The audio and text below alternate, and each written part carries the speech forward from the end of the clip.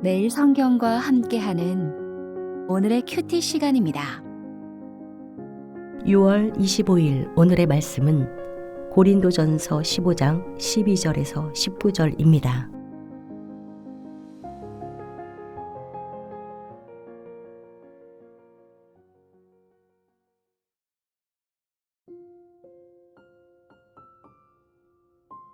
그리스도께서 죽은 자 가운데서 다시 살아나셨다 전파되었거늘 너희 중에서 어떤 사람들은 어찌하여 죽은 자 가운데서 부활이 없다 하느냐.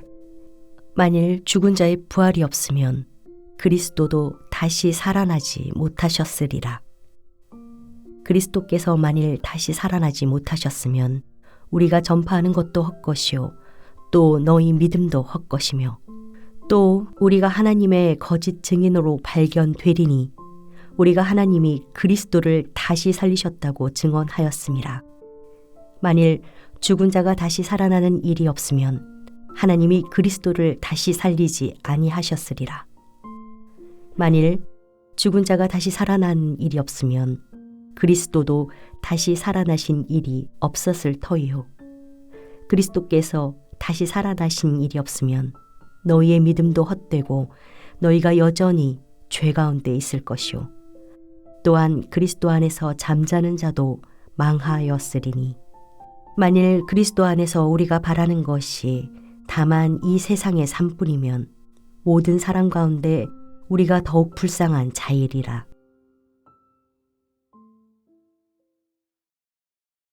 안녕하세요. 매일 성경 독자 여러분. 오늘은 6월 25일 목요일 고린도전서 15장 12절에서 19절 말씀입니다. 사도 바울은 자신이 전한 복음의 핵심이 그리스도의 죽으심과 부활하심이었다는 것을 분명히 하며 본격적으로 오늘 본문에 나오는 고린도 교회 안에 일어난 부활에 대한 문제를 다루기 시작합니다. 12절에 보면 그리스도께서 죽은 자 가운데서 다시 살아나셨다 전파되었거늘 너희 중에서 어떤 사람들은 어찌하여 죽은 자 가운데서 부활이 없다 하느냐. 이것은 어제 말씀드렸듯이 당시 헬라 철학의 이원론적 사고의 결과로 몸은 악하고 영은 선하다는 생각이 교회 안에 침투한 결과입니다. 헬라어로 소마세마라고 몸은 무덤이다 라는 이 말은 그들 사이에 격언으로 있을 정도로 몸의 부활을 혐오하거나 불가능한 것으로 그들은 보았습니다. 그래서 선한 영이 악한 육체 안에 갇혀 있다가 사람이 죽음으로써 그 영이 드디어 자유롭게 해방된다고 보는 철학적 사고를 가지고 있었는데 바울은 그게 아니라 다시 육체로 부활한다고 가르치니까 이제 겨우 해방되었는데 다시 부활하면 어떡하냐 하는 생각이 결국 교회 안에서 죽은 자의 부활은 없다는 주장으로 이어지게 된 것입니다. 그래서 바울은 논리적 반론을 제기하기를 13절에 만일 죽은 자의 부활이 없으면 그리스도도 다시 살아나지 못하셨으리라. 그리스도께서 만일 다시 살아나지 못하셨으면 우리가 전파하는 것도 헛것이요 또 너희 믿음도 헛것이며 그러니까 부활이 없으면 복음도 믿음도 다 헛것이라는 말인데 여기서 헛것이라는 말은 원어로 케노스라고 텅 비어 있다. 내용물이 없다라는 뜻입니다. 그래서 죽은 자의 부활 없이는 기독교의 신앙이란 빈 껍데기이며 사기극에 불과하다는 것이죠. 그래서 바울은 이 논리를 확장하여 부활이 없을 때 발생하게 되는 세 가지 비극을 아래의 예로 들어주고 있는데 첫 번째 비극은 15절에 사도들이 하나님의 거짓 증인이 된다는 것입니다.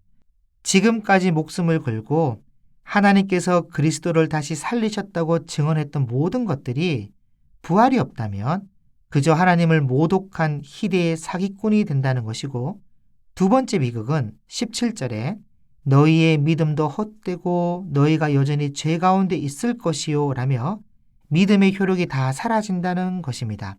이것을 신학적으로 볼 때 부활은 예수님께서 십자가에서 이루신 대속을 하나님께서 받으셨다는 영수증과 같은 것으로 부활하셨기에 죄의 문제가 해결되었고 부활하셨기에 죽음의 문제도 해결되었다는 보증서를 받은 것과 같은 것입니다. 그런데 고린도 교회가 가진 잘못된 이 부활의 개념은 예수님께서 우리의 죄와 죽음의 문제를 해결하지 못했다는 말과 같은 말이 되는 것입니다. 그리고 마지막으로 세 번째 비극은 18절에 그리스도 안에서 잠자는 자도 망하였으리니 라며 부활이 없다면 천국 소망을 품고 죽어간 수많은 믿음의 선배들도 그저 소멸된 존재요, 그저 불쌍하게 속은 자들이 되고 만다는 것이죠. 그래서 바울은 19절에서 이렇게 고백하기를 만일 그리스도 안에서 우리가 바라는 것이 다만 이 세상의 삶뿐이면 모든 사람 가운데 우리가 더욱 불쌍한 자이니라. 얼마나 역설적인 고백입니까? 여러분, 이것은 우리가 부활을 믿기 때문에 그 믿음이 이 땅에서 누릴 수 있는 쾌락을 절제하고 복음을 위해 고난을 감수하며 때로는 생명까지 내어놓는 것인데 부활이 없다? 이것은 이 모든 수고와 희생이 아무 보상 없는 헛된 낭비가 되고 만다는 말입니다. 특히나 바울 당시의 고린도 사람들은 사회 경제적으로 로마 황제 줄리어스 시저에 의해 재건된 항구 도시답게 상업이 극도로 발달하여 자수성가한 자들이 많았는데 이러한 자수성가한 자들이 현실에서의 성공과 부를 하나님과의 복과 연결시키는 그런 풍조를 만들었고 또한 그리스 철학에 따라 육체는 악하거나 무가치한 것으로 보았기 때문에 몸의 부활을 거절하며 어차피 없어질 몸, 마음대로 해도 된다는 도덕적 방종에도 관대했습니다. 그렇기 때문에 바울은 이 부분을 정확히 지적하며 너희가 말하는 기독교는 자신을 더 특별하고 더 부유하게 만들어주는 하나의 액세서리로 보았지만 진정한 복음은 십자가와 부활을 통해 그저 현실의 도구가 아니라 종말론적인 새로운 생명에 참여하는 것임을 역설하며 그들의 세속적 신앙을 지적하고 있는 것입니다.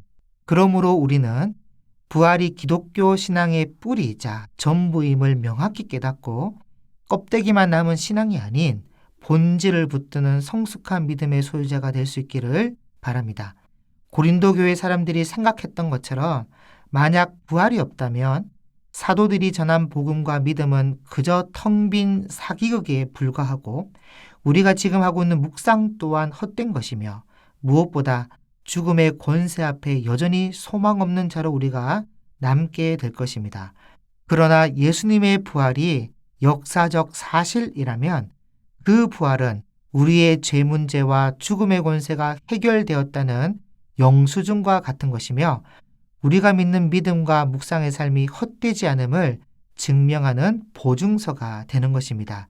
그래서 바라옵기는 우리 모두 사도들과 바울이 전하는 이 복음 앞에 우리 믿음의 확신을 두고 하나님 나라를 든든히 세워나가시며 무엇보다 이 땅의 안일함과 세속적인 가치관에서 벗어나 우리 미래에 우리를 다시 살리실 그날을 기대하며 복음을 위해 기꺼이 헌신하는 오늘의 삶이 되시기를 바랍니다. 세상의 그 어떠한 풍조에 흔들리지 마시고 오직 부활의 산 소망을 품고 승리하는 모든 독자 여러분이 되시기를 주님의 이름으로 축복합니다. 기도하겠습니다. 사랑하는 하나님, 우리의 신앙은 부활이 없는 텅 빈 신앙이 아니라 죄와 죽음이 완전히 해결된 부활의 신앙임을 우리가 고백합니다.